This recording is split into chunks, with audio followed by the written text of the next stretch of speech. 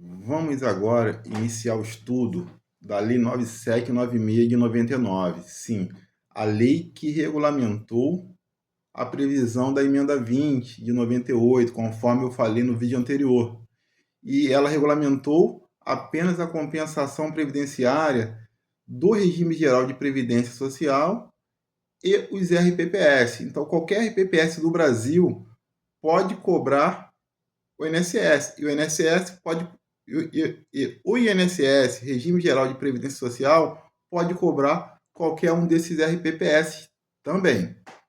Nós analisaremos todos os artigos dessa Lei 9796 para você ter pleno conhecimento dessa lei, porque você usará ela com certeza em algum momento, tanto na gestão, na hora de fundamentar a sua informação, como na hora de operacionalizar. Vamos para o artigo 1º. O artigo 1º nos diz assim: a compensação financeira entre o regime geral de previdência social e o regime próprio de previdência social dos servidores da União, dos estados, do Distrito Federal e dos municípios, na hipótese de contagem recíproca de tempo de contribuição, obedecerá o disposto nesta lei. Aqui deixa claro que a operacionalização da compensação previdenciária entre o regime geral e os RPPS obedecerá esta lei. Falou também da contagem recíproca, que nós já sabemos o que é, e essa lei vem regulamentando toda a operacionalização que iniciou lá em 99, em 5 de maio de 99. Vamos para o artigo 2º.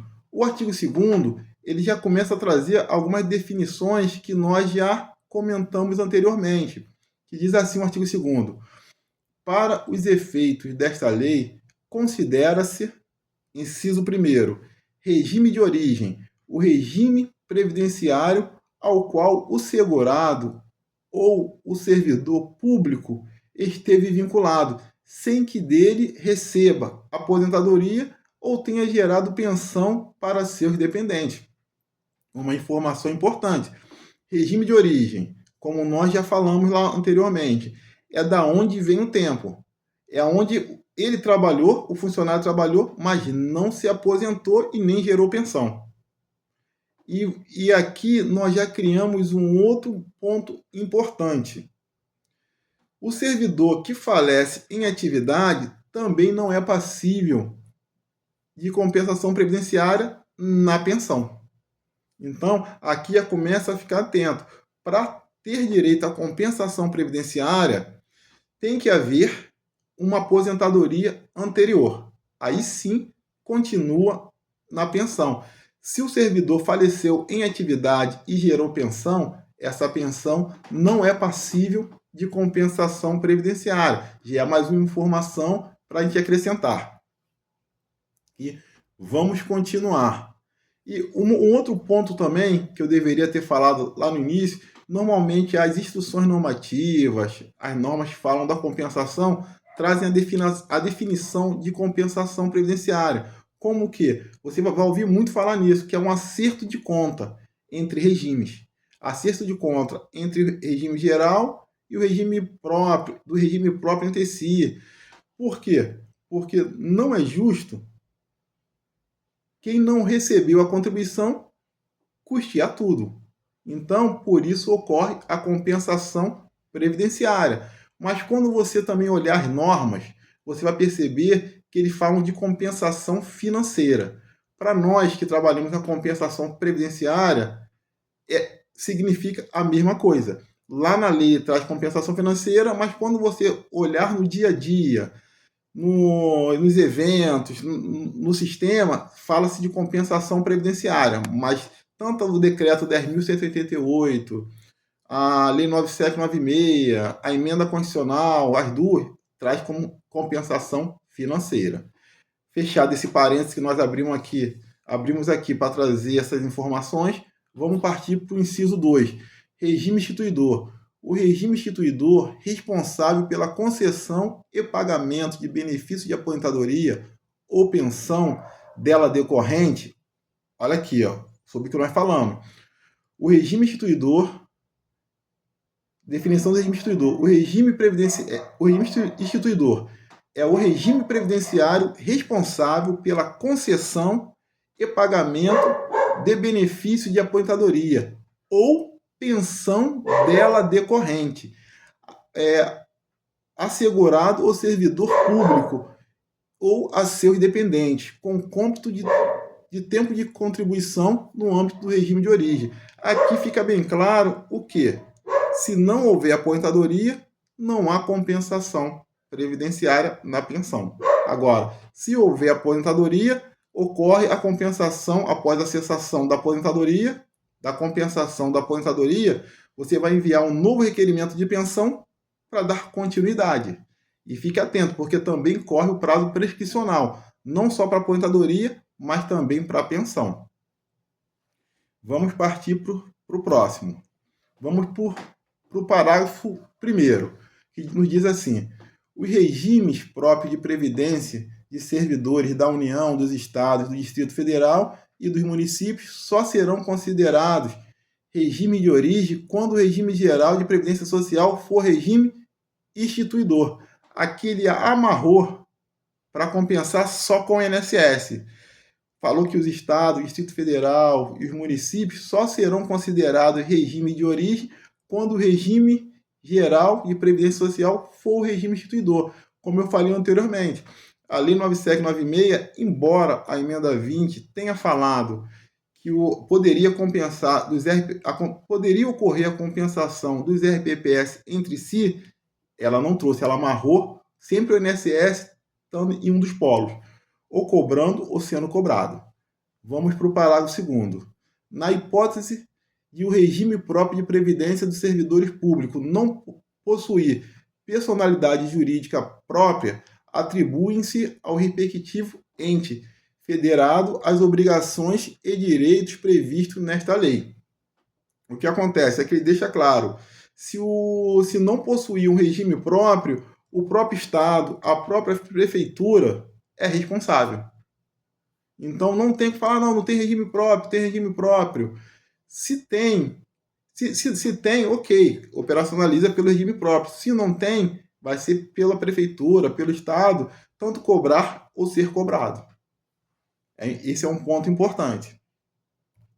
Vamos para o artigo 3º, que nos diz assim: o regime geral de previdência social, como regime instituidor, tem direito de receber de cada regime de origem a compensação financeira, observado o disposto neste artigo.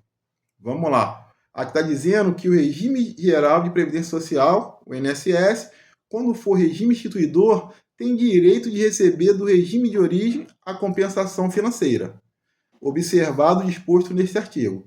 Parágrafo 1º.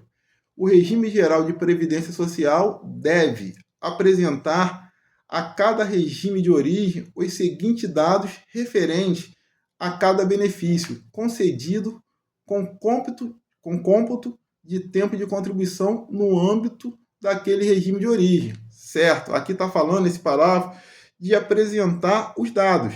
E como se apresenta esses dados? Através do sistema Comprev, Sistema de Compensação Previdenciária, que é administrado pela Dataprev, que todo ente que participa da compensação previdenciária, ele assina um termo de adesão com a Previdência e um contrato com a Dataprev para operacionalizar, que tem um custo. Mais para frente nós falaremos sobre esse custo. E tem esse custo. E lá, quando você vai cobrar o requerimento, no formulário do requerimento de aposentadoria ou de pensão, você preenche essas informações, esses dados que a lei prevê.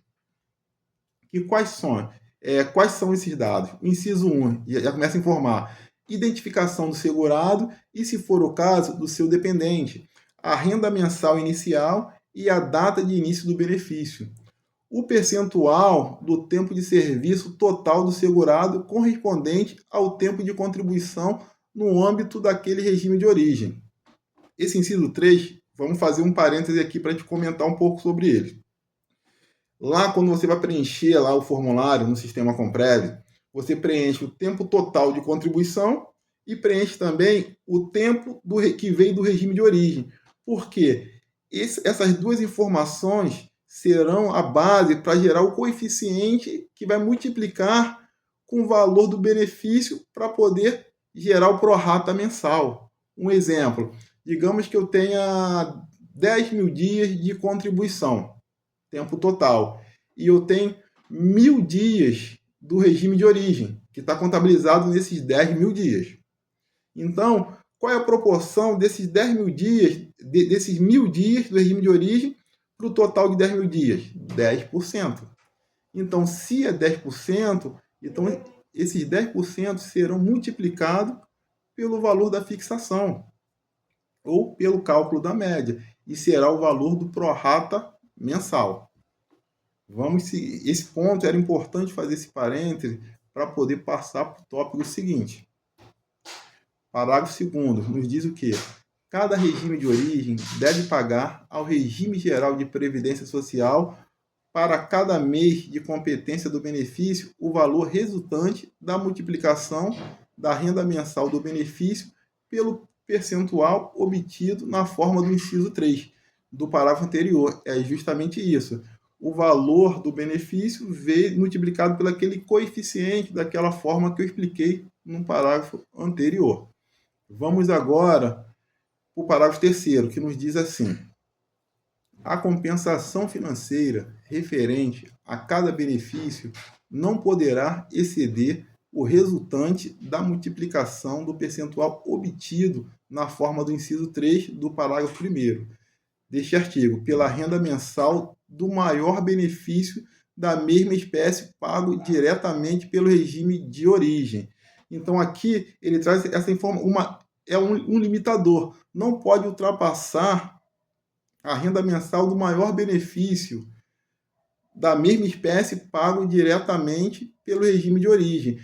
Essa lei, você vai reparar que ela vem trazendo alguns limites. Até porque, se nós pararmos para entender o que acontece, os servidores públicos, quando eles se aposentam, os que estão se aposentando agora estão ficando limitados ao teto, porque houve uma mudança, novos que estão entrando. Mas os que se aposentaram alguns anos atrás, até alguns que estão pela regra de transição, não estão limitados pelo teto.